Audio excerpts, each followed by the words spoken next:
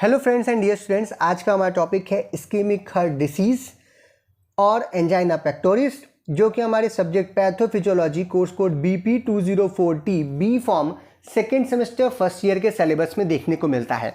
इस वीडियो में हम लोग इस्कीमिक हार्ट डिसीज क्या होती है, इसका एक जनरल इंट्रोडक्शन, इसके टाइप्स, इसकी इटियोलॉजी, पैथोफिजियोलॉजी और आपके सिलेबस में जो इससे रिलेटेड कुछ प्रॉब्लम्स दी गई हैं उनमें से एक दैट इज एंजाइना पेक्टोरिस, इसका भी जनरल इंट्रोडक्शन, टाइप्स, इटियोलॉजी और पैथोफिजियोलॉजी को विथ सम ट्रीटमेंट इत्यादि आसान तरीके से समझने की कोशिश करेंगे। मैं हूं डॉक्टर प्रजन्य शुक्ला। चलिए शुरू करते हैं। तो सबसे पहले हमें जानना होगा व्हाट इज इस्कीमिया। इस्कीमिया एक ऐसी कंडीशन है जहां पर किसी पर्टिकुलर बॉडी एरिया में आपके या किसी भी पर्टिकुलर पार्ट में ब्लड की जितनी आवश्यकता है उस पार्ट को, उस ऑर्गन को, उस टिश्यू को, उतना ब्लड या उतना ऑक्सीजन अगर उसको न मिले तो इसी कंडीशन को हम लोग इस्कीमिया बोलते हैं। इस्कीमिया को हम सिंपली कह सकते हैं कि ब्लड सप्लाई में कोई ब्लॉकेज हो रहा है, कोई ऑब्स्ट्रक्शन हो रहा है, कोई रुकावट आ रही है, जो कि ब्लड वेसल्स हैं उनमें किसी तरीके का रुकावट होने की वजह से उस पर्टिकुलर एरिया को जितनी ब्लड की आवश्यकता है उतनी नहीं पहुंच रही, तो उसी कंडीशन को हम इस्कीमिया बोलते हैं, या सिंपल शब्दों में कह सकते हैं ब्लड या ऑक्सीजन की कमी होना। नाउ अब दूसरा टर्म है दैट इज मायोकार्डियल इस्कीमिया। जब हार्ट में, जब हम लोग पहला वीडियो देख रहे थे इस यूनिट का, तो हमने आपको हार्ट का स्ट्रक्चर और उसकी फंक्शन ही बताई और बड़ा ही सिंपल शब्दों में मैंने कहा आपसे कि जो हार्ट है उसका मेन काम है ब्लड को प्रत्येक ऑर्गन तक पहुंचाना, ताकि वो ऑर्गन्स अपने काम को सही तरीके से कर सके, क्योंकि ब्लड के थ्रू उनको ऑक्सीजन या और न्यूट्रिएंट्स जो हैं वो पहुंच रहे हैं। लेकिन हम ये हमेशा याद रखना पड़ेगा हमें कि जो हमारा हार्ट है वो भी एक ऑर्गन है, वो भी टिश्यूज से मिलकर के बना हुआ है, तो उसको खुद भी ब्लड और ऑक्सीजन की आवश्यकता पड़ेगी अपने काम को करने के लिए। तो जब ये इस्कीमिया की कंडीशन यानी ब्लड की सप्लाई हमारे हार्ट को कम पहुंच रही है, यानी हार्ट को जितनी ऑक्सीजन या ब्लड की आवश्यकता है अपने फंक्शन को सही तरीके से करने के लिए, उतना ब्लड और ऑक्सीजन अगर हमारे हार्ट को नहीं मिल रहा, तो इस कंडीशन को हम क्या कहते हैं, मायोकार्डियल इस्कीमिया। मायोकार्डियल मतलब जो हमारे मसल्स हैं, जो टिश्यूज हैं हमारे हार्ट के, और उसमें अगर ऑक्सीजन या ब्लड की कमी हो जाए तो इसी कंडीशन को हम क्या कहेंगे, मायोकार्डियल इस्कीमिया। अब अगला टर्म है that is ischaemic heart disease, जो आपके सिलेबस में लिखा हुआ है। तो हम सिंपल शब्दों में कह सकते हैं हार्ट में जब ऑक्सीजन की या ब्लड की कमी हो और उसके वजह से कुछ इंटर रिलेटेड प्रॉब्लम्स जनरेट होंगी, एक ग्रुप ऑफ प्रॉब्लम्स जनरेट होंगी, और इन्हीं ग्रुप ऑफ प्रॉब्लम्स या इंटर रिलेटेड प्रॉब्लम्स को ही हम लोग होल सोल एक साथ इस्कीमिक हार्ट डिसीज बोल सकते हैं, जो कि मायोकार्डियल इस्कीमिया की वजह से हो रही है, हार्ट को सही तरीके से ऑक्सीजन या ब्लड ना पहुंचने की वजह से हो रही है, और इसे IHD के रूप में शॉर्ट फॉर्म में भी हम लिखते हैं। तो सिंपली हम ये कह सकते हैं कि IHD या फिर इस्कीमिक हार्ट डिसीज जो होती है वो एक इम्बैलेंस होती है बिटवीन द मायोकार्डियल सप्लाई या परफ्यूजन, यानी जितना हमारे हार्ट को ब्लड पहुंच रहा है और जितना उसकी डिमांड है ऑक्सीजनेटेड ब्लड की, इन दोनों के बीच में अगर इम्बैलेंस हो जाए, यानी हमारे हार्ट को बाई चांस, मान लीजिए एक फिगर ले लेते हैं, 10 लीटर ब्लड की आवश्यकता है लेकिन उसको 8 लीटर ब्लड ही पहुंच रहा है, तो ये जो इम्बैलेंस हुआ 2 लीटर का, इसी को आप क्या बोल दोगे सिंपल शब्दों में, कि ये हमारा इस्कीमिक हार्ट डिसीज की कंडीशन जो है वो बन रही है। अब ये होता कैसे, अगर इसका एक फ्लो डायग्राम देखें तो जो हमारी कोरोनरी आर्टरीज हैं, अच्छा हमने कहा कि हमारा जो ब्लड है, हमारा जो हार्ट है वो ब्लड को पंप करता है और पंप करके आर्टरीज के थ्रू सभी ऑर्गन्स तक पहुंचाता है, लेकिन जो हमारा हार्ट है उसको ब्लड कौन पहुंचाता है, उसको ब्लड पहुंचाने का काम हमारी कोरोनरी आर्टरीज करती हैं। कोरोनरी आर्टरीज का मतलब है वो आर्टरीज जो कि हार्ट में ब्लड को लेकर के जा रही हैं। अब इन कोरोनरी आर्टरीज में किसी तरीके का अगर वो पतली हो जाए, उनका जो एरिया है, जैसे मान लीजिए किसी कोरोनरी आर्टरीज का ये एरिया है और ये अंदर का ल्यूमन का एरिया है, अब ये किसी भी कारणवश ये एरिया अगर कम हो जाए तो ब्लड जो है वो कम पहुंचेगा, या इसमें किसी तरीके का ऑब्स्ट्रक्शन या ब्लॉकेज हो जाए तो भी आपका ब्लड को पहुंचने में दिक्कत आएगी, यानी कोई ब्लॉकिंग हो जाए या ये नैरो हो जाए। कई बार इसको क्या होता है, ये नैरो हो गई, तो इस कंडीशन में भी ब्लड की सप्लाई जो है वो क्या हो जाएगी, डिक्रीज ब्लड फ्लो पहुंचेगा। डिक्रीज ब्लड फ्लो पहुंचेगा तो जो ऑक्सीजन की सप्लाई है हार्ट को वो क्या हो जाएगी, लो हो जाएगी, और ऐसे कंडीशन में जो वहाँ के टिश्यूज हैं हार्ट के, उनके अंदर ब्लड की प्रेजेंस या उसकी जो मात्रा है वो क्या हो जाएगी, कम हो जाएगी, और इसी कंडीशन को हम क्या कहेंगे, मायोकार्डियल इस्कीमिया। तो अब आप समझ गए होंगे व्हाट इज मायोकार्डियल इस्कीमिया। अब ये जो नैरोइंग हो रही है वो क्यों होती है? कई बार जो है ब्लड क्लॉट्स यहाँ पर जम सकते हैं, उनकी वजह से हो सकती है।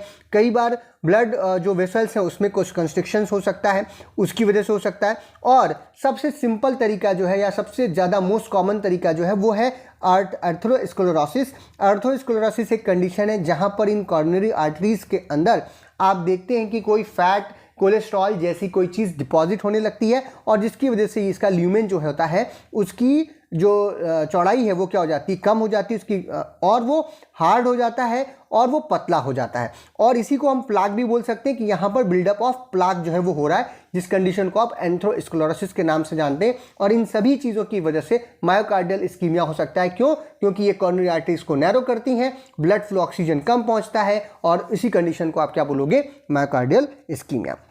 अब जो इस्कीमिक हार्ट डिसीज़ होती हैं इन्हें हम लोग कॉरोनरी हार्ट डिसीज़ भी बोलते हैं, क्योंकि कॉरोनरी आर्टरीज में क्या हो रहा है? ब्लॉकेज हो रही है, इसीलिए कॉरोनरी आर्टरी डिसीज़ के नाम से भी जानते हैं। तो IHD को हम लोग CHD भी बोल सकते हैं। कई जगह आपको CHD देखने को मिलेगा, that is coronary heart disease. दोनों लगभग सेम चीज़ है। नाउ अब बात करते हैं ईटियोलॉजी ऑफ IHD या फिर CHD, दोनों का सेम ही होगा। तो जो कॉमन कॉज है वो अभी मैंने आपको बताया कि जो कॉर्नरी आर्टरी ब्लड सप्लाई है वहाँ पर रिडक्शन हो रहा है, वहाँ पर ब्लॉकेज हो रहा है, और ये ब्लॉकेज जनरली एक प्लाक के बनने की वजह से होता है, जिस कंडीशन को हम लोग एर्थ्रोस्क्लेरोसिस बोलते हैं। एर्थ्रोस्क्लेरोसिस जो है वो अभी आगे आपको पढ़नी भी है, इसी यूनिट में पढ़नी है, तो वो वहाँ पे हम और भी डिटेल इसको करेंगे। और ऑर्थोस्क्लेरोसिस जो है वो कहीं भी हो सकता है, लेकिन अगर वो कॉर्नरी आर्टरीज में हो, उन आर्टरीज में जो कि हार्ट को ब्लड की सप्लाई कर रही है, तब इस कंडीशन को हम लोग IHD या EHD बोलते हैं,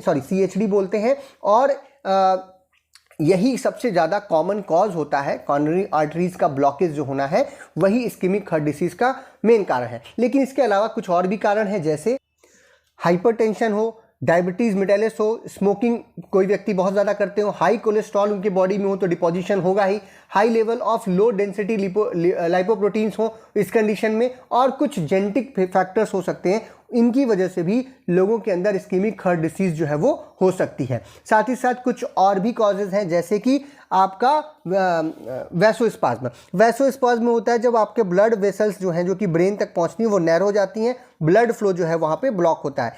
कॉरोनरी आर्टरी स्टेनोसिस, जो कॉरोनरी आर्टरीज हैं उनमें उनकी नैरोइंग हो जाए, वो थोड़ी सी पतली हो जाए, हार्ड हो जाए, और उनमें जो जगह है ब्लड को ले जाने की वो क्या हो जाए? कम हो जाए। इन्फ्लामेशन अगर हो जाए कॉर्नरी आर्टरीज के अंदर वहाँ पर, या फिर थ्रोम्बोटिक डिसीजेज जैसे कि कोई ब्लड क्लॉट इत्यादि जो है वो वेन्स या आर्टरीज में आकर के जम जाए।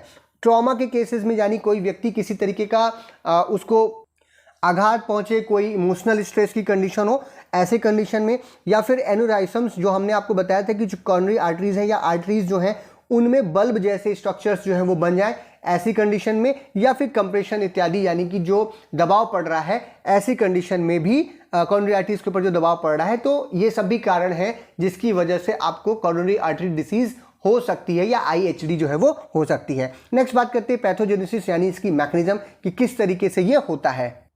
तो इसकी मैकेनिज्म बहुत आसान है। हमने सिंपली आपसे कई बार कहा कि जब क्रिटिकल लेवल पर जो हमारी ल्यूमेन है, कॉर्नरी जो आर्टरीज हैं उनकी जो चौड़ाई है, सिंपल शब्दों में कहें तो यहाँ पर ब्लॉकिंग हो रही है, ये पतली हो रही है, नैरो हो रही है, जिसे स्टेनोसिस के नाम से भी जानते हैं, और इसकी वजह से कई बार जो है इसका ल्यूमेन का जो टोटल एरिया था वो क्या हो जाएगा? कम हो जाएगा। तो इसकी वजह से आपको हार्ट प्रेशर भी बन रहा होता है। लेकिन यहाँ पर जो मेन कारण है वो कौन था? हमारा एर्थ्रोस्क्लेरोसिस प्लाक। तो यहाँ पे कई बार प्लाक भी जमते हैं। ये प्लाक जो है वो आपका कोलेस्ट्रॉल के जमने की वजह से, फैट के जमने की वजह से हो सकता है, और ल्यूमेन जो है वो पतला हो जाता है, रिडक्शन हो जाता है जो ल्यूमेन का साइज है। अब जो लेवल ऑफ, अगर ऐसा फिक्स ऑब्स्ट्रक्शन हो गया, यानी यहाँ पे ऑब्स्ट्रक्शन बन गया, लगातार ये बना हुआ है, तो ऐसे केस में जो कॉर्नरी ब्लड फ्लो होता है वो बढ़ाने की कोशिश की जाती है कंपनसेटरी मैकेनिज्म के थ्रू, और जो हमारा कॉर्नरी वैसोडाइलेशन कॉज होता है, यानी इसकी चौड़ाई को, ये पहले कॉन्स्ट्रिक्शन हो रहा है, ये डायलेशन की तरफ बढ़ता है, यानी ये अपनी जो एरिया है उसको बढ़ाने की कोशिश करता है। तो थोड़ी देर के लिए आपका ब्लड फ्लो जो है वापस से नॉर्मल हो जाता है। लेकिन अगर थोड़ा सा भी इंक्रीज हुआ, मायोकार्डियल ऑक्सीजन डिमांड में थोड़ा सा भी इंक्रीज हुआ, तो ये पूरी प्रक्रिया जो होगी वो इनसफिशियंट हो जाएगी, कि जो मात्रा ऑक्सीजन की या ब्लड की चाहिए हार्ट को वो नहीं पहुंचा पाएगी, क्योंकि वहां पर ऑब्स्ट्रक्शन है। ये तो थोड़ी देर के लिए मान लीजिए ठीक भी कर सकता है इसी कंडीशन के थ्रू। अगर थोड़ा बहुत ऑब्स्ट्रक्शन है तो क्या होगा कि डायलेशन होगा, वैसो डायलेशन होने की वजह से जो कॉर्नरी आर्टरी है उसका एरिया बढ़ेगा और ब्लड फ्लो वापस से नॉर्मल हो जाएगा, ऑक्सीजन उसको मिल जाएगी और मामला वापस से ठीक हो जाएगा। लेकिन अगर क्रॉनिक कंडीशन है, फिक्स्ड एथेरोस्क्लेरोसिस प्लॉक बन गए हैं, यानी ऐसे कोलेस्ट्रॉल जमा हो गया है कि अब वो वहाँ से हट नहीं रहा और वो परमानेंटली जो है उसकी जगह को पतला कर दिया है, तो क्रॉनिक कंडीशन हो जाएगी। और ऐसे कंडीशन में कई सारे जो टिश्यूज़ हैं, एब्नॉर्मल टिश्यूज़ हैं या घाव हैं, इन सबको बनेगा, वहाँ पर इकट्ठा हो जाएंगे और इसकी वजह से मायोकार्डियल इस्कीमिया जो है वो आपको देखने को मिलेगी, क्योंकि लगातार ब्लड सप्लाई जो है वो हार्ट तक सही से नहीं पहुँचेगी। अब क्लिनिकल मैनिफेस्टेशंस की बात करते हैं कि अगर किसी व्यक्ति को IHD यानी कि इस्कीमिक हार्ट डिसीज़ है या फिर हमारा कॉर्नरी हार्ट डिसीज़ हो रही है, तो ऐसे कंडीशन में क्या क्या चीज़ें होंगी या कौन कौन सी कंडीशंस हैं जो कि बताएंगी कि वो पर्सन जो है इस तरीके की प्रॉब्लम से घिरा हुआ है। या मैंने स्टार्टिंग में बोला था कि कई सारे इंटर रिलेटेड प्रॉब्लम्स हैं जिनको हम कलेक्टिवली जो है IHD या CHD बोलते हैं। तो इसमें से सबसे पहला है हमारा मायोकार्डियल इन्फ्रैक्शन, जिसे MI भी बोलते हैं। मायोकार्डियल इन्फेक्शन की कंडीशन वो होती है, सबसे सीवियर कंडीशन है जिसे आप हार्ट अटैक तक भी ले जा सकते हैं, जहां पर हमारा जो हार्ट के मसल्स हैं, जो टिश्यूज़ हैं, वहां तक जितनी ऑक्सीजन पहुंचनी चाहिए वो लगातार नहीं पहुंच रही है, लंबे समय तक नहीं पहुंच रही है, और इस इस्कीमिया की वजह से जो कार्डियक नेक्रोसिस जो हो जाती है, वहां के टिश्यूज़ की डेथ होना शुरू हो जाती है, और उसी को हम क्या कहते हैं, मायोकार्डियल इन्फ्रैक्शन। दूसरा होता है हमारा एंजाइना पेक्टोरिस। एंजाइना पेक्टोरिस में जनरली बहुत ज़्यादा चेस्ट पेन होता है, इसको अभी हम लोगों को डिटेल भी करना है, अभी हम देखेंगे। यहाँ पर भी इस्कीमिक कंडीशन ही होती है, ऑक्सीजन और ब्लड की सप्लाई जितनी पहुँचनी चाहिए वो नहीं पहुँच रही है, लेकिन बहुत ज़्यादा सीवियर कंडीशन नहीं है जैसा कि मायोकार्डियल इन्फ्रैक्शन में है। इस केस में इन्फ्रैक्शन तो नहीं हो रहा होता, यानी कार्डियक नेक्रोसिस नहीं हो रही होती, लेकिन इसको हमारा ये कहने का मतलब नहीं है कि यहाँ पे आपका रिस्क जो है वो कम है, रिस्क समय के साथ यहाँ पर बढ़ता चला जाता है। हम ये कह सकते हैं कि एंजाइना पेक्टोरिस जो है मायोकार्डियल इन्फ्रैक्शन की शुरुआत आप उसको मान सकते हैं। अगला हमारा क्रॉनिक IHD, जहाँ पर हार्ट फेल्योर हो सकता है। अगर ये लंबे समय तक ये कंडीशंस बनी हुई हैं तो हार्ट फेल्योर तक जा सकती हैं। इसके बाद मायोकार्डियल इन्फेक्शन अगर बहुत ज़्यादा बढ़ गया है और क्रॉनिक है तो सडन कार्डियक डेथ भी हो सकती है, आपका कार्डियक सिस्टम पूरी तरीके से फेल भी हो सकता है। इसके साथ ही साथ जो पांचवी इंटर रिलेटेड प्रॉब्लम है वो है एरेथमिया की, यानी कि कार्डियक एरेथमिया, और ये आपका जो कार्डियक रिदम है, जो आपकी पल्स रेट है, जिसकी वजह से ब्लड जो है, जो आपका कह सकते हैं कंडक्शन हो रहा है, एक्शन पोटेंशियल का कंडक्शन, जिसकी वजह से लगातार ब्लड जो है वो पंप होता है,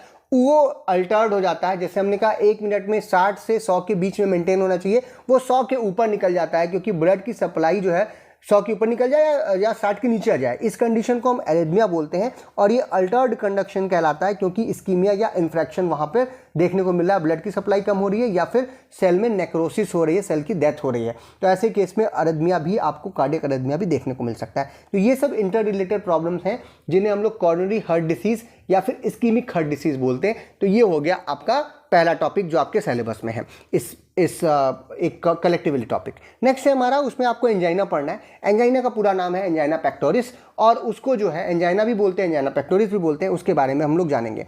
ये भी सिंपल जो अभी तक आपने पढ़ा वही है, दैट इज़ मायोकार्डियल इस्कीमिया की वजह से एंजाइना पेक्टोरिस हो रही होती है। जो जैसा मैंने कहा कि अगर आपके हार्ट को जितनी मात्रा में ऑक्सीजन या ब्लड की सप्लाई चाहिए, वो अगर उसमें बीच में इम्बैलेंस हो रहा है, उतनी मात्रा नहीं पहुंच रही है, तो उसको मायोकार्डियल इस्कीमिया बोलेंगे, और उसी का एक कंडीशन है हमारा एंजाइना पेक्टोरिस। एंजाइना पेक्टोरिस में एक sudden onset of chest pain होता है, अचानक से व्यक्ति को बहुत तेज से सीने में दर्द होता है। जैसा कि आप लोग जनरली उसे हार्ट अटैक नहीं बोलेंगे, उसे एंजाइना पेक्टोरिस बोलेंगे। जैसा फिल्मों में आप देखते हैं, कोई व्यक्ति बैठ के खा रहा है और कोई आया हीरो और उसने कुछ बोल दिया, तो लड़की के पिताजी को जो है हार्ट अटैक आ गया कि बताइए हमारी लड़की को लेके जा रहा है। या फिर जो है कोई कह दिया कि वो भैया आपके यहाँ चोरी पड़ गई, आग लग गया, तो वो अपना चेस्ट पकड़ के बैठ जाता है। दैट कंडीशन जो वो दिखाने की कोशिश करता है, दैट इज एंजाइना पेक्टोरिस। अचानक से चेस्ट पेन शुरू होता है, और ये मायोकार्डियल इन्फेक्शन के केस में भी हो सकता है या उसकी वजह से भी हो सकता है, क्योंकि आपका जो सेल है उसको लगातार ऑक्सीजन या ब्लड की सप्लाई कम पहुंच रही है, तो वहां पर सेल नेक्रोसिस जो है वो शुरू हो सकती है। नेक्स्ट जो चेस्ट पेन है वो एक तरीके का सिम्टम भी है कि लैक्टिक एसिडियोसिस हो रही है। लैक्टिक एसिडियोसिस का क्या मतलब होता है, जब हमारा कोई भी सेल हो हमारे बॉडी की, अगर वो एरोबिक मेटाबॉलिज्म कर रही है, यानी कि ऑक्सीजन के प्रेजेंस में अपना श्वसन क्रिया कर रही होती है, तो वो आप सभी को मालूम है कि पायरुवेट एसिड और ये सब बनाती है। लेकिन अगर वो ऑक्सीजन के एब्सेंस में श्वसन क्रिया करती है तो उसे हम लोग एनारोबिक मेटाबॉलिज्म बोलते हैं, और उसका जो बाई प्रोडक्ट बनता है वो होता है लैक्टिक एसिड। और लैक्टिक एसिड जब जमा होने लगता है तो उसकी वजह से चेस्ट पेन जो है वो शुरू हो सकता है। एंजाइना पेक्टोरिस जो होती है वो एक क्लिनिकल सिंड्रोम है, ये बताने के लिए कि जो हमारा चेस्ट है, इंटीरियर चेस्ट जो है उसमें जो है प्रेशर पड़ रहा है, और इसको हम लोग कैरेक्टराइज कर सकते हैं कि पेन कितने प्रकार का आ रहा है और कैसे कैसे आ रहा है। उसी के बेस पे फिर आगे चल करके इसका हम लोग क्लासिफिकेशन भी कर सकते हैं। सिम्टम्स की अगर बात करें एंजाइना पेक्टोरिस की, तो चेस्ट पेन तो होता ही है, डिस्कम्फर्ट होता है वहाँ पर व्यक्ति को, और उसको लगता है कि वो बहुत ज़्यादा प्रेशर में है, उसको लग रहा होता है कि कोई उसका हार्ट जो है वो निचोड़ रहा है या उसके सीने को किसी ने निचोड़ दिया है। बर्निंग सेंसेशंस आते हैं, जलन होती है, और सब कुछ ऐसा भरा भरा उसको लगता है कि बहुत कुछ भर गया, खाने पीने का उसका मन नहीं करता। इसके अलावा एक और भी है, जो शुरुआती एंजाइना पेक्टोरिस अगर किसी को है तो आप देखेंगे कि उसके लेफ्ट जो आर्म्स हैं वहाँ पर जनरली पेन शुरू हो जाता है, कंधों में दर्द होता है, नेक के पास दर्द होता है, उसके जॉ में दर्द होता है, शोल्डर में, और जो है आपके बैक में पीछे साइड में गर्दन के नीचे के हिस्से में बहुत पेन जो है वो होने लगता है, क्योंकि ब्लड की सप्लाई इस एरिया में कम हो रही होती है। तो ये सब उसके आफ्टर इफेक्ट आपको देखने को मिलते हैं। साथ ही साथ डिजीनेस देखने को मिलती है, चक्कर आना, या फिर जो है उसको फटीक या थकान लगती है, नौजिया की कंडीशन हो सकती है, उसको लगता है कि उल्टी आ रही है और या वोमिटिंग होने वाली है। साथ ही साथ जो उसकी सांस लेने की प्रक्रिया है वो छोटी हो जाती है, यानी जल्दी जल्दी वो सांस लेना शुरू कर देता है और बहुत सारा पसीना निकलता है। ये सभी सिम्टम्स हैं हमारे एंजाइना के, और या फिर इसके अटैक होने पर। नेक्स्ट हमारा टाइप ऑफ एंजाइना। तो एंजाइना पेक्टोरिस जो है वो 3 तरीके के क्लिनिकल पैटर्न्स को ओवरलैप करते हुए हमें देखने को मिलता है। 3 टाइप्स का ये होते हैं, और इनको कुछ अंतर है इनके होने में, और जब इसका हम लोग डायग्नोसिस करते हैं वहाँ पर भी कुछ अंतर आपको देखने को मिलता है। तो उसके बेसिस पे हम 3 तरीके के एंजाइना पेक्टोरिस को देख सकते हैं, और on the onset of pain के बेसिस पे भी बांट सकते हैं कि किस तरीके का पेन हो रहा है और कब हो रहा है। तो ये हमारा पहला कहलाता है स्टेबल और टिपिकल एंजाइना, दूसरा होता है हमारा पेरिंजिमेटल वेरिएंट एंजाइना, और तीसरा अनस्टेबल या फिर कैरिस्केंडो जो एंजाइना है वो। तो ये 3 तरीके के एंजाइना जो है आपको कैरिसेंडो, और जिसे अनस्टेबल भी बोलते हैं, स्टेबल और पेरिंजिमेटल, ये 3 तरीके के एंजाइना पेक्टोरिस जो है वो आपको देखने को मिलते हैं। आइए इन तीनों को शॉर्ट में एक एक करके देखते हैं। तो सबसे पहला इसमें स्टेबल या टिपिकल एंजाइना, ये मोस्ट कॉमन पैटर्न है एंजाइना का, यानी कि सबसे ज़्यादा यही जनरली देखने को मिलता है। इसमें जो अटैक ऑफ पेन है, यानी कि पेन कब उठेगा, ये पेन कभी भी उठ सकता है जब आप व्यक्ति फिजिकल एक्सर्शन कर रहा है, बहुत ज़्यादा काम कर लिया, बहुत ज़्यादा एक्सरसाइज कर लिया, बहुत ज़्यादा चल लिया, सीढ़ियाँ ज़्यादा चढ़ लिया, कोई भारी सामान उठाया बैठाया, ऐसी कंडीशन में, या फिर कोई इमोशनल एक्साइटमेंट उसको हुआ है किसी तरीके का, जैसे मैंने मूवीज़ के एग्जांपल दिया आपको कि कुछ ऐसा हुआ जो कि उसको बिल्कुल पसंद नहीं था, तो उस केस में हो सकता है। यहाँ पर ये जो पेन होता है वो कई बार गुस्सा आने पर या एक्साइटमेंट होने पर, बहुत किसी चीज़ से बहुत ज़्यादा एक्साइट हो गया या गुस्सा हो गया, तो उसकी वजह से भी पेन जो है वो शुरू हो जाता है। ये पेन जो है वो 2 से 10 मिनट तक जनरली रहता है, और इसमें 2 से 10 मिनट बाद जो अगर उसमें वो आराम करता है तो इससे उसको आराम मिल सकता है, मतलब कि पेन जो है वो 2 से 10 मिनट में ठीक भी हो सकता है अगर आराम किया जाए। जबकि पेन चला भी जाता है, लेकिन कई बार ऐसा होता है कि उसके आफ्टर इफेक्ट, यानी कि एक्सर्शन जो है वो तब भी बना रहता है, यानी थकावट इत्यादि जो है वो लगातार बनी रहती है थोड़ी देर तक। अगर इसको हमें डायग्नोस करना है तो डायग्नोस हम कैसे करेंगे उसके बारे में थोड़ा सा मैं यहाँ पर थोड़ा सा डिटेल करूँगा इसको। देखिए, जब हम लोग डायग्नोसिस करने जाते हैं अपने हार्ट की फंक्शनिंग की, तो ईसीजी कराया जाता है, इलेक्ट्रोकार्डियोग्राम। इलेक्ट्रोकार्डियोग्राम कुछ जब कराते हैं डॉक्टर्स, तो आपने देखा होगा, अगर आपके पास आसपास किसी ने कराया हो, तो कुछ इस तरीके का डेटा जो है वहाँ पर आपको देखने को मिलता है।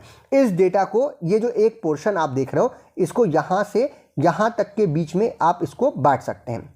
ठीक है। और ये जो आप बांटते हो ये यहाँ पर इनलार्ज करके हम लोग लिख रहे हैं। तो ये जो एक पूरा डेटा है इसमें आपको एक वेव यहाँ दिखाई देती है जिसे पी वेव बोलते हैं, फिर यहाँ पर एक छोटा सा डिप्लीशन दिखाई देता है और इस डिप्लीशन के बाद फिर एक एलिवेशन दिखाई देता है। तो जो डिप्लीशन है उसे क्यू, जो एलिवेशन है उसे आर, और फिर एक डिप्लीशन दिखाई देता है। ये एक ग्राफ का मान लीजिए लेवल है, इसके नीचे जाता है, इसे बोलते हैं एस वेव। और इसके बाद जो है हमारा ऊपर बढ़ करके फिर एक एलिवेशन देखने को मिलता है जिसे टी, और कई बार यहाँ के आने के बाद एक छोटा सा एलिवेशन और कुछ केसेस में दिखता है जिसे हम लोग यू बोलते हैं। तो ये हो गया पी वेव, ये हो गया क्यू आर एस, इस पूरे को बोलते हैं क्यू आर एस कॉम्प्लेक्स, और जिसको बोलते हैं टी। और एस और टी के बीच को इसको क्या बोलेंगे, एस टी सेगमेंट, और पी और आर, जो हमारा आर के बीच का जो एरिया है उसे बोलते हैं पी आर सेगमेंट। तो ये दो तरीके के सेगमेंट भी हमें इसमें देखने को मिलते हैं। अब इसमें क्या है, यहाँ से लेके क्यू से लेके टी तक कहलाता है क्यू टी इंटरवल, और पी से लेके आर तक कहलाता है पी आर क्या नाम है आपका इंटरवल। तो ये इंटरवल है और यही बढ़ रहा है कि घट रहा है वो हमें बताता है कि हमारा हार्ट किस तरीके से काम कर रहा है। तो ये हो गया हमारा क्या नाम है हमारा ईसीजी। तो जब हम ईसीजी में कराते हैं किसी व्यक्ति को का स्टेबल या टिपिकल एंजाइना होगा तो जो एसटी सेगमेंट है उसमें हमें डिप्रेशन देखने को मिलता है, क्योंकि पुअर परफ्यूजन या पुअर ब्लड की सप्लाई हो रही है लेफ्ट वेंट्रिकल तक due to the obstruction in the coronary artery. तो यहाँ पर देखिए ये किस प्रकार से दिखेगा, ये हमारा नॉर्मल वाला था, लेकिन अगर किसी व्यक्ति को स्टेबल या फिर हमारा क्या नाम है टिपिकल अगर एंजाइना पेक्टोरिस हुआ है तो क्यू आर तक तो ठीक था, पी क्यू आर ये तो बिल्कुल सेम टू सेम था, लेकिन एस जो है वो बहुत एस से टी के बीच का जो एस टी सेगमेंट है वो क्या हो जाता है, डिप्लीशन हो जाता है, उसमें वो डिप्रेशन में चल जाता है, वो नीचे आ जाता है, ठीक है। और इसी कारणवश यानी ये बढ़ गया, ये नीचे की तरफ आ गया, और अगर ऐसा दिख रहा है तो ये आप कहेंगे कि उस व्यक्ति को जो है स्टेबल या फिर टिपिकल जो है वो एंजाइना पेक्टोरिस हो रहा है। दूसरा है हमारा अनस्टेबल या फिर क्रेसेंडो एंजाइना। तो क्रेसेंडो एंजाइना या अनस्टेबल एंजाइना के केस में इसे हम लोग प्री इन्फ्रैक्शन एंजाइना भी बोल सकते हैं, क्योंकि मायोकार्डियल इन्फ्रैक्शन जो आखिरी स्टेज लगभग है यहाँ पर आपके जो सेल्स हैं उसमें नेक्रोसिस शुरू हो सकती है, उससे जस्ट पहले की कंडीशन है। और इसे एक्यूट कॉर्नरी इफिशिएंसी भी बोलते हैं, क्योंकि यहाँ पर लगभग ब्लड की सप्लाई और ऑक्सीजन की सप्लाई बहुत कम हो जाती है। ये मोस्ट सीरियस पैटर्न है एंजाइना का। एंजाइना पेक्टोरिस में सबसे सीरियस कंडीशन वही है जब वो उस व्यक्ति को अनस्टेबल कंडीशन जो है वो हो जाए। इसमें बहुत ज़्यादा एंजाइना के एपिसोड्स या फिर हम कह सकते हैं एंजाइना के अटैक्स आते रहते हैं, यानी ये कभी भी पेन हो सकता है, किसी भी कोई मतलब नहीं है कि आप एक्सरसाइज कर रहे हो कि इमोशनल स्ट्रेस में कुछ नहीं, बैठे हैं आराम से टीवी देख रहे हैं और जो है पेन शुरू हो गया, यानी रेस्ट में है उस केस में भी पेन शुरू हो जाता है। उसी को बोलते हैं अनस्टेबल या फिर क्रेसेंडो जो टाइप का हमारा एंजाइना पेक्टोरिस है। अगर ईसीजी की बात करें तो मायोकार्डियल इन्फ्रैक्शन जब होता है किसी व्यक्ति को तो जो एसटी सेगमेंट है उसमें एलिवेशन देखने को मिलता है, जबकि अनस्टेबल एंजाइना में कोई भी नॉन मतलब एसटी सेगमेंट में एलिवेशन हमें देखने को नहीं मिलता, वो नॉर्मली मतलब थोड़ा खिंचा हुआ दिखेगा लेकिन एलिवेशन आपको देखने को नहीं मिलता है ईसीजी में जब देखते हैं। तो जो एलिवेटेड कंडीशन है वो होती है ये वाली, ये तो नॉर्मल थी, देखा था आपने, ये हमारी एलिवेटेड कंडीशन है जहां पर ये नीचे आया ही नहीं, जबकि एस को नीचे आना था, ये नीचे नहीं आएगा और ये क्या हो जाता है, बढ़ जाता है। तो एसटी सेगमेंट में एलिवेशन जब होता है तो वो कंडीशन कहलाती मायोकार्डियल इन्फ्रैक्शन, और कुछ इससे हल्का फुल्का मिलता जुलता ही हमको कहाँ देखने को मिलेगा, अनस्टेबल एंजाइना के केस में। नेक्स्ट है हमारा पेनिंजाइमल जो वेरिएंट एंजाइना है, ये इसमें भी पेन जो होता है वो रेस्ट से शुरू होता है और इसमें भी कभी कोई फिजिकल एक्टिविटी का कोई रिलेशनशिप नहीं होता ये, लेकिन हमारा दोनों जो स्टेबल और अनस्टेबल के बीच की कंडीशन आप इसको बोल सकते हो। यहाँ पर जो ईसीजी है उसमें एसटी सेगमेंट में एलिवेशन देखने को मिलता है, क्योंकि ट्रांसम्यूरल इस्कीमिया जो है वो आपको देखने को मिल रही है। ट्रांसम्यूरल इस्कीमिया का मतलब होता है जो हमारे हार्ट की टोटल वॉल है जो इंडोकार्डियम से लेके इपिकार्डियम के बीच में है, इन सभी में पूरे में थिकनेस शुरू हो जाती है, जिसकी वजह से वहाँ पे आप कह सकते हो मोटापा हो गया, थोड़ा सा सूज गई, और जो आर्टरीज हैं उन वो दब जाती हैं और ब्लड की सप्लाई वहाँ पर कम हो जाती है। तो ये कुछ इस प्रकार का सेगमेंट आपको इस केस में देखने को मिलेगा, जहाँ पर एलिवेटेड लेवल पे एसटी सेगमेंट जो है वो आपको देखने को मिलता है। यहाँ पे जो पेन होती है वो रेस्ट में भी हो सकता है, बिना किसी प्रोवोकेशन के हो सकता है, और ये कॉर्नरी आर्टरीज के होने का एक क्या नाम है, कॉर्नरी आर्टरी डिसीज के साथ ही साथ कोई और प्रॉब्लम्स जो है वो होने का संकेत भी ये देता है। और एक्सरसाइज वगैरह अगर ज़्यादा कर लिया जाए तो पेन जो है वो बढ़ता है इस केस में। तो ये हो गया 3 प्रकार के हमारे एंजाइना के वेरिएंट्स। अब बात करते हैं etiology and pathophysiology of angina. तो जो मोस्ट कॉमनली कॉज है मायोकार्डियल इस्कीमिया का वो हम लोगों ने पहले ही बात कर ली थी, बिल्कुल सेम रहेगा कि मायोकार्डियल ब्लड सप्लाई और ऑक्सीजन डिमांड के बीच में मिसमैच या फिर उनके बीच में इम्बैलेंस बने। और इसके कुछ कारण होंगे, जैसे हमने पहले बताया था आपको, एर्थरोस्क्लेरोसिस यानी आपकी जो मायोकार्डियल ब्लड फ्लो है वो कम हो जाए, उसका रिडक्शन हो जाए, क्योंकि वहाँ पर कोई प्लॉक या कोई नाम है आपका कोलेस्ट्रॉल, फैट इत्यादि डिपॉजिट हो रहा है, और जिसकी वजह से एपिकार्डियल कॉर्नरी आर्टरीज जो है वो नैरो हो रही है और ब्लड की सप्लाई जो है वो कम हो रही है। एंडोथेलियल जो डिसफंक्शन है वो भी हो सकता है, क्योंकि एबनॉर्मल वैसोडाइलेशन अगर हो रहा है, क्योंकि हमने कहा अगर थोड़ा मोटा कोई अगर ऑब्स्ट्रक्शन है भी तो वैसोडाइलेशन कॉज करता है, उसकी चौड़ाई को बढ़ा देता है डायलेशन होने की वजह से। लेकिन एबनॉर्मल अगर वैसोडाइलेशन हो या फिर इवन वैसो कंस्ट्रिक्शन में भी प्रॉब्लम हो, वो बढ़ जाए, तो ऐसी कंडीशन को हम कहते हैं इम्पेयर्ड एंडोथेलियल फंक्शन, और इसकी वजह से ब्लड सप्लाई जो है वो कम हो सकती है। इसके अलावा जो वैसो कंस्ट्रिक्टिंग ड्रग्स होती हैं, कुछ ड्रग्स हैं जो कि वैसो कंस्ट्रिक्शन कॉज करती हैं, किसी केस में हमको लेना पड़ जाता है, जैसे कोकीन है, निकोटीन है, इनको लेने की वजह से भी कई बार एंजाइना की कंडीशन जो है वो हो सकती है। या फिर इमोशनल स्ट्रेस जो होता है वो भी कॉर्नरी स्पैज्म को जनरेट कर सकता है, जैसा कि हम लोग फिल्मों में देखते हैं। नेक्स्ट आगे बढ़ते हैं, जो आपने देखा है मैं इसलिए बोल रहा हूँ, वो अच्छा एग्जांपल है। अगला पैथोजेनेसिस की बात करें तो स्टेबल एंजाइना जो होती है वो जनरली आपको जो हमारी कॉर्नरी आर्टरीज हैं उसमें एर्थरोस्क्लेरोसिस होने की वजह से हो सकती हैं, और जो मायोकार्डियम है वो सही तरीके से ब्लड वहाँ पर इन्फ्यूज़ नहीं हो रहा, वहाँ पे परफ्यूज़ नहीं हो रहा या पहुँच नहीं रहा, और इसकी कई बार जब वर्कलोड जब हार्ट का बढ़ रहा है तब इंक्रीज़ होने की कंडीशन में, यानी कोई व्यक्ति है जो कि कोलेस्ट्रॉल बहुत ले रहा है, फैट बहुत ले रहा है, तो उसकी आर्टरीज, कॉर्नरी आर्टरीज में थोड़ा बहुत फ्लैट जो है वो जम गया है, और आर्टरीज में, कॉर्नरीज में हर जगह पे वो उसकी जो नैरोइंग है वो हो चुकी है। अब उसने कोई बहुत मेहनत का काम किया, ठीक है, दौड़ भाग की, बहुत सारा इमोशनल स्ट्रेस आ गया, तो आपका पेन जो है वो शुरू हो जाएगा। क्यों? क्योंकि उसका वर्कलोड जो है वो हार्ट का बढ़ा हुआ है, लेकिन उतनी ब्लड सप्लाई उसको नहीं पहुंच रही। तो नॉर्मल रेस्ट कर रहा है, आराम से बैठा है, तो उस केस में उसको कोई प्रॉब्लम नहीं है, क्योंकि ब्लड सप्लाई जितनी चाहिए वो यहाँ पे जो वैसोडाइलेशन की बात कर रहे थे उसकी वजह से पहुंच रही, भले ही वहाँ पर ऑब्स्ट्रक्शन है, लेकिन अनस्टेबल जब वो केस बढ़ रहा है तो जो है पेन भी बढ़ जा रहा है, क्योंकि उतनी ब्लड नहीं पहुंच पाती। नेक्स्ट है हमारा पैथोजेनेसिस ऑफ अनस्टेबल एंजाइना। तो यहाँ पर कोई भी कॉर्नरी जो एर्थरोस्क्लेरोसिस है उसमें बढ़ोतरी होने पर, या फिर जो कॉम्प्लिकेटेड कॉर्नरी प्लाक्स हैं जैसे सुपरइम्पोज थ्रोम्बोसिस है, ब्लड के क्लॉट्स जो भी जमा हो जाए, हीमोरेज हो जाए, वहाँ पर रैप्चर हो जाए, वो ब्रेकडाउन हो जाए उसका, या फिर किसी तरीके का अल्सर का फॉर्मेशन इत्यादि हो जाए, तो इस केस में ये कंडीशन जो है वो वर्ष होने लगती है, और प्लेटलेट जो ब्लड आपका जो प्लेटलेट्स के थक्के हैं वो जम जाए, और एर्थरोस्क्लेरोसिस प्लाक के ऊपर, यानी एक तो पहले से ही नीम और उसके ऊपर चढ़ गया करेला, तो यहाँ पर पहले से ही क्या था आपका वो कोलेस्ट्रॉल या फैट इत्यादि जमा था, और ऊपर से यहाँ पर प्लाक बनाना शुरू कर दिया, हमारे ब्लड के क्लॉट्स इत्यादि अगर बनने लगे तो ये कंडीशन और भी वर्स हो जाती है। वही सबसे ज़्यादा कंडीशन मैकेनिज्म आप कह सकते हो है जो कि अनस्टेबल एंजाइना जो है वो कर रही है। यानी अब तो कभी भी हो सकता है, रेस्ट में बैठे हो तब भी प्रॉब्लम हो जाएगी, थोड़ा सा भी ब्लड सप्लाई को बढ़ाने की ज़रूरत पड़ी तो आपको बार बार जो है वो पेन, दर्द जो है वो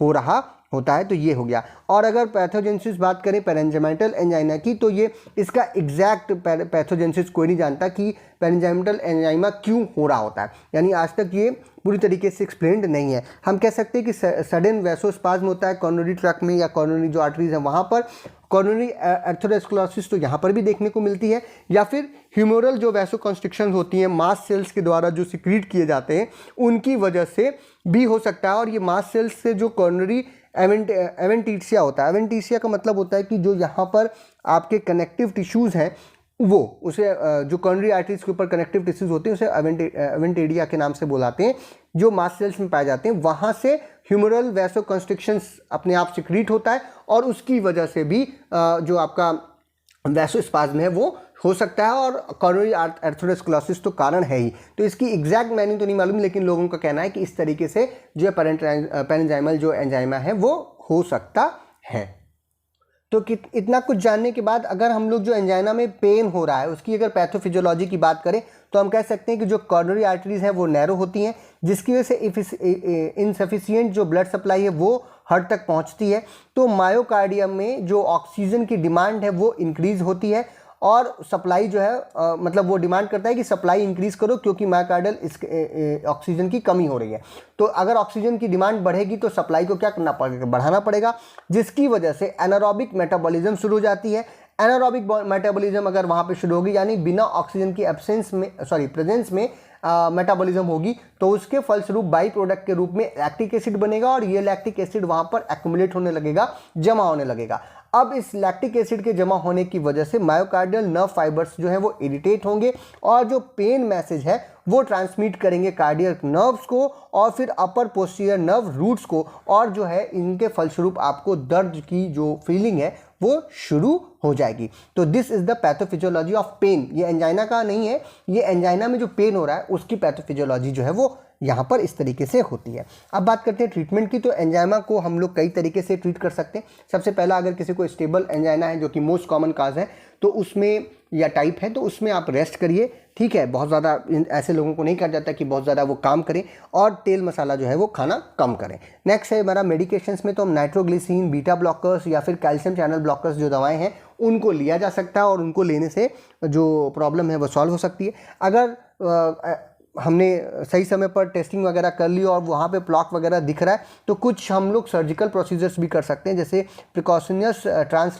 ट्रांसल्यूमिनल कॉर्नरी एंजियोप्लास्टी करते हैं, PTCA इसे बोलते हैं। इस कंडीशन में जो आपका ओपन जो ब्लॉक है उनको ओपन किया जाता है कॉर्नरी आर्टरीज में जो पाए जा रहे हैं, ताकि जो ऑब्स्ट्रक्शन है ब्लड फ्लो का मायोकार्डियम में वो ठीक किया जा सके। नेक्स्ट हमारा coronary artery bypass graft surgery, जिसे CABG बोलते हैं, और ये भी कुछ इस प्रकार का सर्जिकल प्रोसीजर है जहाँ पर जो ब्लॉक है उसको पार्शली ब्लॉक है या ब्लॉक है आर्टरीज, उसको के लिए न्यू पाथ जो है, मतलब एक एरिया ब्लॉक है तो एक और रास्ता बना दिया। जैसे आप कोई गली जा रहे हैं, वो गली बंद है तो आपने बगल से एक गली और निकाल ली, that is known as coronary artery bypass graft surgery. कुछ इस तरीके का कार्य वहाँ पर किया जाता है। नेक्स्ट है हमारा कॉम्प्लिकेशंस की अगर बात करें, अगर एंजाइना को अगर आपने ध्यान से उसको ट्रीटमेंट नहीं किया और सही समय पर उसको डिटेक्ट नहीं किया तो वो फिर कार्डियक अरेस्ट या फिर हार्ट अटैक तक जो है वो जा सकता है। अगर इसको इग्नोर किया गया, अनट्रीटेड किया गया तो ये हार्ट अटैक तक रिलीज करेगा और कार्डियक अरेस्ट तक चला जाएगा, तो आपको प्रॉब्लम्स आगे बढ़ जाएंगी। ये शुरुआती फेज़ है। अगर ऐसा कोई दर्द पेन हो रहा है तो उसका जो इलाज है वो शुरू करना चाहिए सही समय पर। नेक्स्ट, अगर स्ट्रिक्ट और इसके साथ ही साथ अगर इसको नहीं ध्यान में दिया गया तो हमने कहा ये लाइफ स्टाइल से रिलेटेड प्रॉब्लम हो सकती है। कोई व्यक्ति शराब बहुत पी रहा है, कोई व्यक्ति सिगरेट ले रहा है, या फिर तेल मसाला बहुत ज़्यादा खा रहा है, बाहर की चीज़ें बहुत ज़्यादा खाता है, या एक्सरसाइज बहुत कम करते हैं। ऐसे लोगों को, या चलते फिरते कम है, तो उनको अपने लाइफ स्टाइल में चेंजेस करने की ज़रूरत पड़ती है, जिसकी वजह से उनको कुछ आराम पहुँचे। जो प्लाक बन रहा है, जो अर्थरोस्क्लेरोसिस की कंडीशन हो रही है, उसमें आराम पहुँचे। और साथ ही साथ जो कुछ दवाओं की बातें हमने की, उनमें से कुछ दवाएं जो है वो उनको दिया जाए ताकि कार्डियक अरेस्ट या फिर हार्ट अटैक जैसी प्रॉब्लम्स आगे चल के ना आए, या मायोकार्डियल इन्फ्रैक्शन तक वो चीज़ ना पहुँचे, एंजाइना से भी मतलब कंट्रोल किया जा सके। तो ये था आज का हमारा टॉपिक, जहाँ पे हमने इस्कीमिक हार्ट डिसीज़ जो पहला टॉपिक है वो देखा, और दूसरा टॉपिक यानी दो टॉपिक हमने आपको बताए, इस्कीमिक हार्ट डिसीज़ बताया और उसके साथ ही साथ एंजाइना पेक्टोरिस भी बताया। फिर भी अगर आपके कोई रिलेटेड प्रॉब्लम्स हों, कोई कंडीशंस हों, कोई चीज़ हो, तो आप कमेंट बॉक्स में लिख सकते हैं, उसका हमें इंतजार रहता है, उसका हम आंसर करने की कोशिश करेंगे। और अगर ये वीडियो आपको पसंद आए तो इसे लाइक कीजिए, अपने फ्रेंड्स में शेयर कीजिए, चैनल पर नए हो तो चैनल को सब्सक्राइब कीजिए। इसका जो PDF का लिंक है इस नोट्स का, वो आपको डिस्क्रिप्शन में मिल जाएगा, वहाँ से आप ले सकते हैं। वीडियो को देखने के लिए बहुत बहुत धन्यवाद।